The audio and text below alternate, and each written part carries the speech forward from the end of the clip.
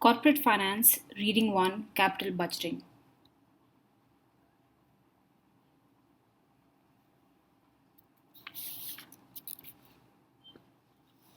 Introduction. Capital budgeting is the process that companies use for decision making on capital projects, that is, projects with a life of a year or more. Capital budgeting is important for financial analysts because capital projects make up for the long-term assets of a company and can be so large that sound capital budgeting decisions ultimately decide the future of many corporations. Capital decisions cannot be reversed at a low cost. The real capital investments of a company describe a company better than its working capital or capital structures. The principles of capital budgeting have been adapted for other corporate decisions. For example, investments in working capital, leasing, mergers and acquisitions, bond refunding, and are similar to those used in security analysis and portfolio management. Capital budgeting information is not ordinarily available outside the company. So the analyst may attempt to estimate the process for companies that are not too complex. Analysts may be able to appraise the quality of the company's capital budgeting process, for example, on the basis of whether the company has an accounting focus or an economic focus. The capital budgeting process. The specific capital budgeting procedures that a manager uses depend on the manager's level in the organization, the size and complexity of the project being evaluated, and the size of the organization. The steps in the capital budgeting process are as follows. Step 1. Generating good investment ideas to consider. Investment ideas can come from the top or the bottom of the organization, from any department or functional area, or from outside the company. Step 2. Analyzing individual proposals. This step involves gathering the information to forecast cash flows for each project and then evaluating the project's profitability. Step 3 is planning the capital budget. The company must organize the profitable proposals into a coordinated whole that fits within the company's overall strategies, and it also must consider the project's timing. Some projects that look good when considered in isolation may be undesirable strategically. Because of financial and real resource issues, the scheduling and prioritizing of projects is important. Step 4 is monitoring and post-auditing. Actual results are compared to planned or predicted results, and any differences must be explained. For example, how do the revenues, expenses, and cash flows realized from an investment compare to the predictions? Post-auditing capital projects is important because it helps to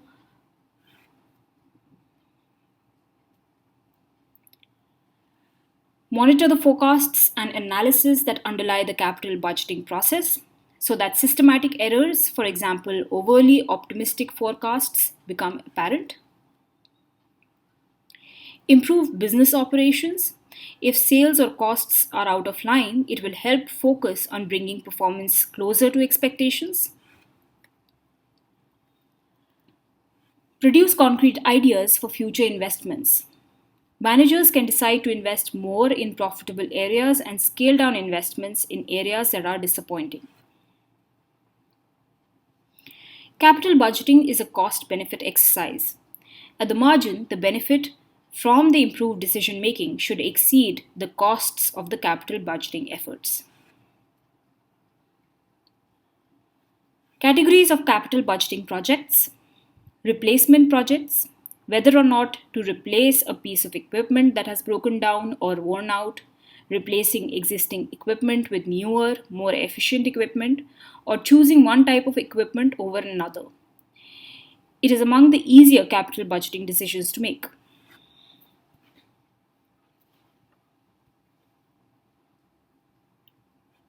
Expansion projects. Projects that increase the size of the business. These involve more uncertainties than replacement decisions. New products and services involve more uncertainties, more complexity than expansion projects.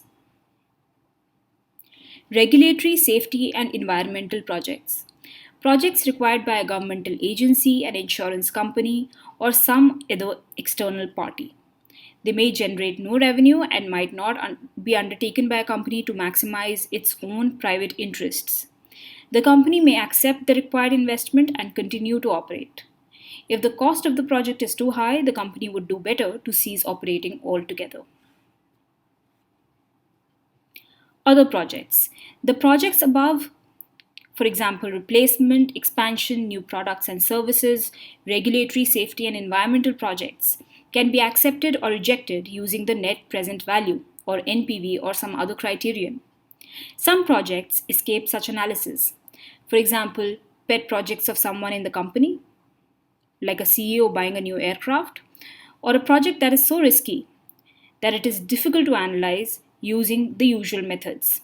For example, R&D decisions.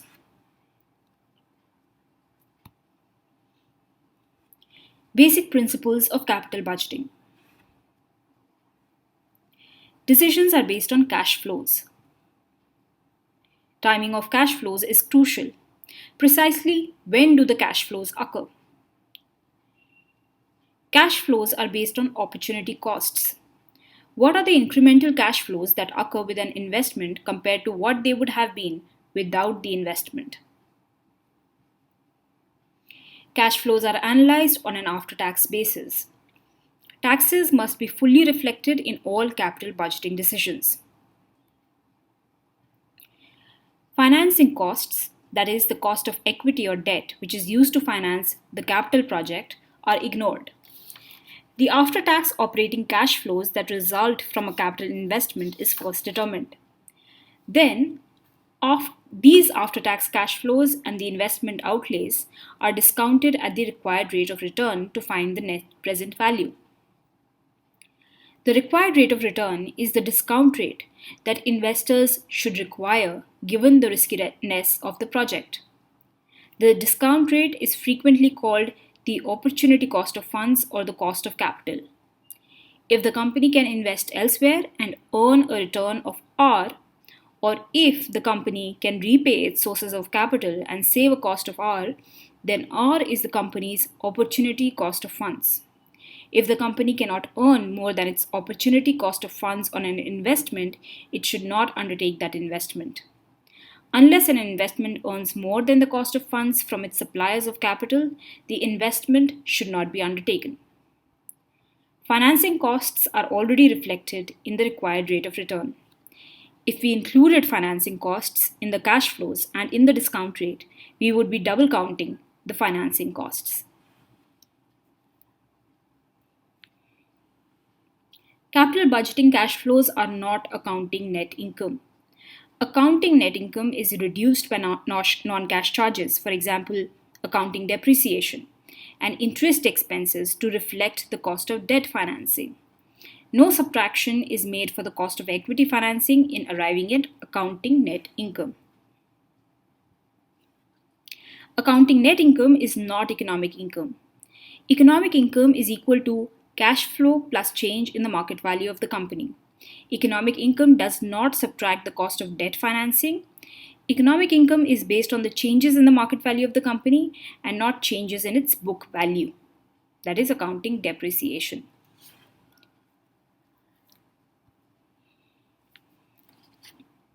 Capital budgeting concepts. Sunk cost is the cost that has already been incurred. Today's decisions should be based on current and future cash flows and should not be affected by sunk costs.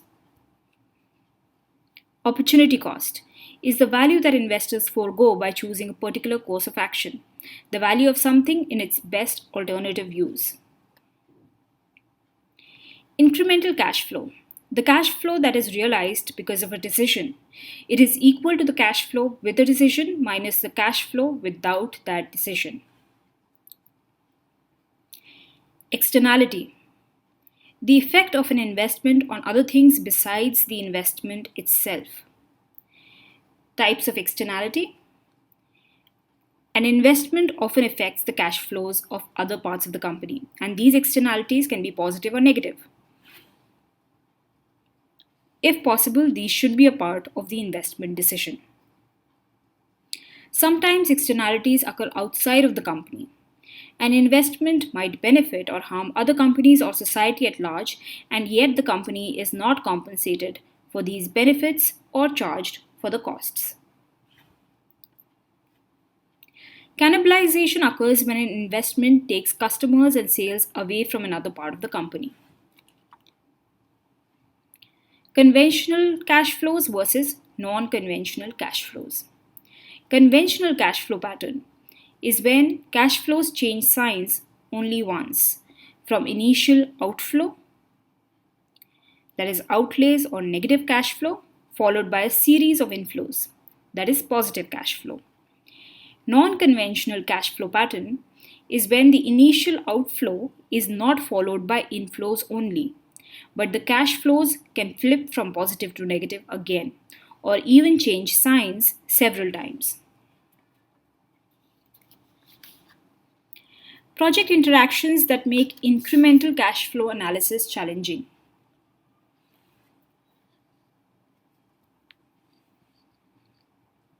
Independent projects versus mutually exclusive projects. Independent projects are the projects whose cash flows are independent of each other, whereas mutually exclusive projects compete directly with each other. For example, if projects A and B are mutually exclusive, you can choose A or B, but you cannot choose both. If there are several mutually exclusive projects, you can choose only one from the group. Project sequencing. Many projects are sequenced through time, so that investing in a project creates the option to invest in future projects. For example, you might invest in a project today and then in 1 year invest in a second project only if the financial results of the first project or new economic conditions are favorable.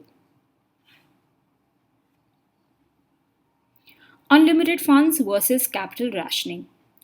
Unlimited funds environment assumes that the company can raise the funds it wants for all profitable projects simply by paying the required rate of return. On the other hand, capital rationing exists when the company has a fixed amount of funds to invest. If the company has more profitable projects than it has funds for, then it must allocate the funds to achieve the maximum shareholder value, subject to the funding constraints.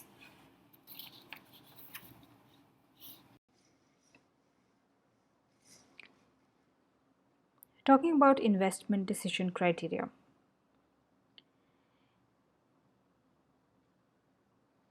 The most important measures for making investment decisions are the net present value or NPV and the internal rate of return or IRR. Other measures include the payback period, discounted payback period, the average accounting rate of return or AAR, and the profitability index or PI. The net present value or NPV is defined as for a project with one investment outlay made initially, NPV is equal to the present value of the future after tax cash flows minus the investment outlay. In equation form, NPV is equal to the sum of the after tax cash flows at time t divided by 1 plus the required rate of return for the investment or R whole raised to the power t, where t goes from 1 to n minus the outlay or the investment cash outflow at time 0. So NPV is the addition to the investor's wealth as a result of the investment. Thus, one should invest in the capital project if NPV is greater than 0 and should not invest if NPV is less than 0. In case of investments with outflows not only at time 0 but also at future dates,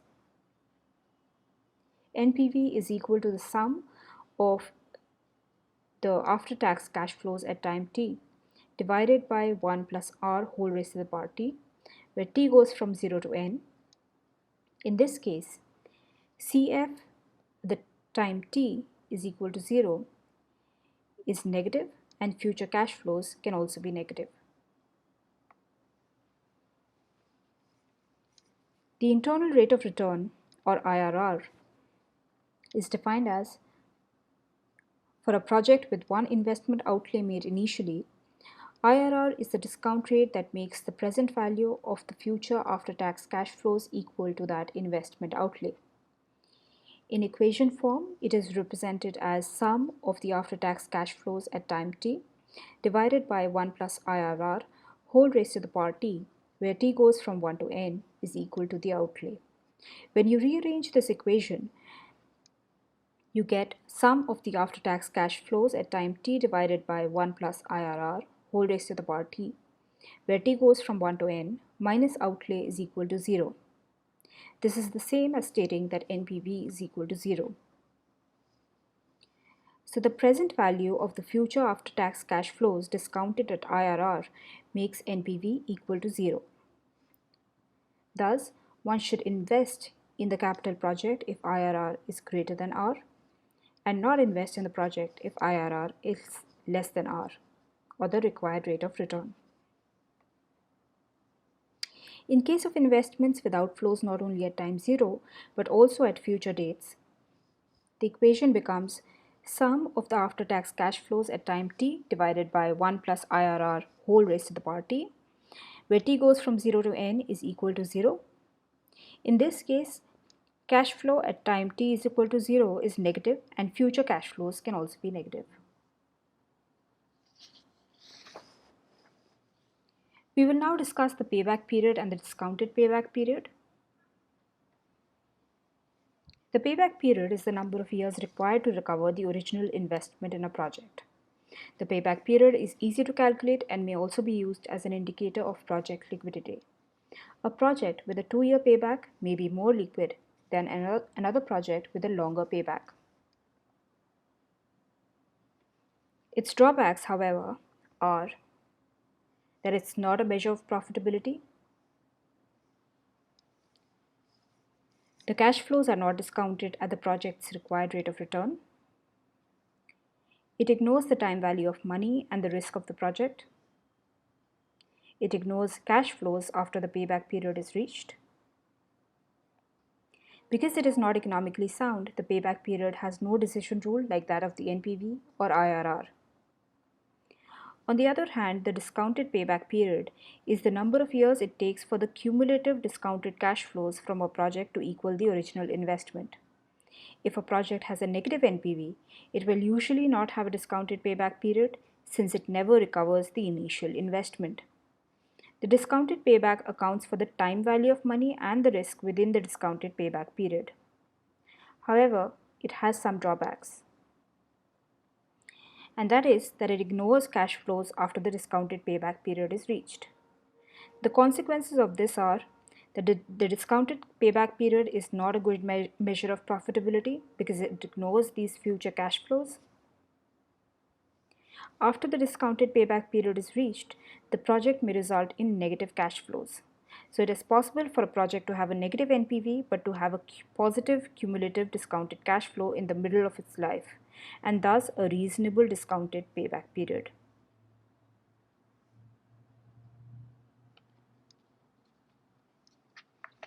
We will now discuss the average accounting rate of return, or AAR, and the profitability index, or PI, or benefit cost ratio. The average accounting rate of return is equal to the average net income divided by the average book value. Its drawbacks are that it is based on accounting numbers and not based on cash flows. It does not account for the time value of money. There is no conceptually sound cutoff for the AAR that distinguishes between profitable and unprofitable investments. AAR is frequently calculated in different ways. The profitability index, or the benefit cost ratio, is the present value of a project's future cash flows divided by the initial investment. PI indicates the value you are receiving in exchange for 1 unit of currency invested. PI is sometimes used as a guide in capital rationing. In equation form, PI is equal to the present value of future cash flows divided by the initial investment, which is equal to 1 plus NPV divided by the initial investment. The investment decision rule for NPV was that if it is greater than 0, then one should invest in the capital project. Consequently, if NPV is greater than 0, then PI as per the above equation would be greater than 1, and the decision rule is that one should invest in the capital project. Conversely, if NPV is less than 0, in which case the PI will be less than 1, one should not invest in the capital project. In conclusion, we can say that the capital budgeting decision rules are to invest if the NPV is greater than 0, if the IRR is greater than R, or if the PI is greater than 1. However, there are no decision rules for the payback period, discounted payback period, and AAR because they are not always sound measures.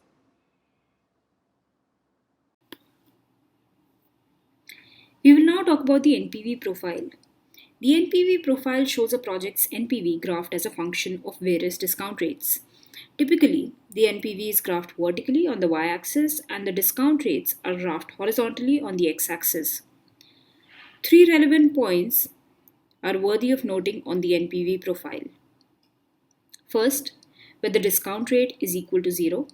Second, where the discount rate is equal to the required rate of return. And third, where the discount rate is equal to the IRR, in which case the NPV will be equal to 0.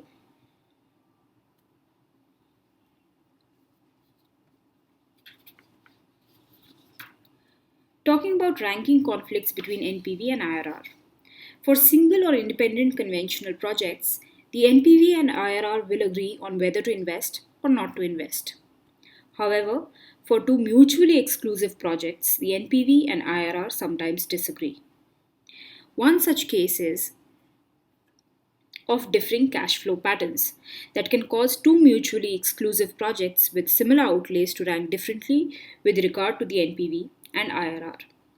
In this example, Project A has shorter term payoffs than Project B. That is, Project A realizes most of its cash payoffs earlier than Project B. Project A has a higher IRR than Project B, but Project B has a higher NPV than Project A prior to the crossover point. If the NPV and IRR rank two mutually exclusive projects differently, one should choose the project with the higher NPV because of the reinvestment assumption. IRR assumes interim cash flows are reinvested at the IRR. Because of this, IRR overstates the annual equivalent rate of return for a project that has interim cash flows which are reinvested at a rate lower than the calculated IRR. NPV, on the other hand, assumes reinvestment at the most realistic discount rate, that is, the opportunity cost of funds. The next case is that of differing project scales leading to ranking conflicts. In this example, Project A has a much smaller outlay than Project B, although they have similar future cash flow patterns. Below the crossover point, Project B has the higher NPV, and above it, Project A has the higher NPV. When cash flows are discounted at the required rate of return, Project B, the larger project, has the superior NPV. Thus, when the choice is between two mutually exclusive projects and the NPV and IRR rank the two projects differently, the NPV criterion is strongly preferred. The NPV shows the amount of gain or wealth increase as a currency amount. The reinvestment assumption of the NPV is also the more economically realistic.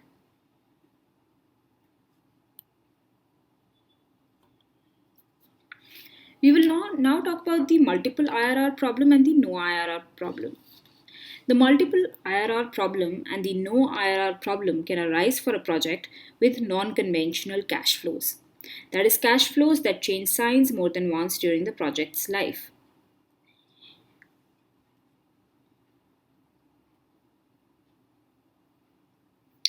In case of the multiple IRR, the IRR equation gives multiple values of IRR.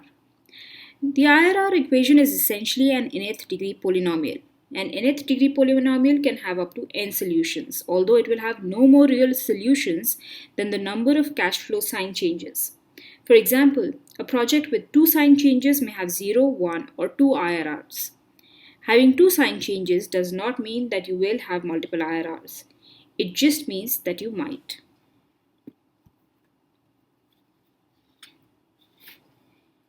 In the case of no IRR is when the IRR equation gives no value of IRR. In these instances, use NPV to make investment decisions.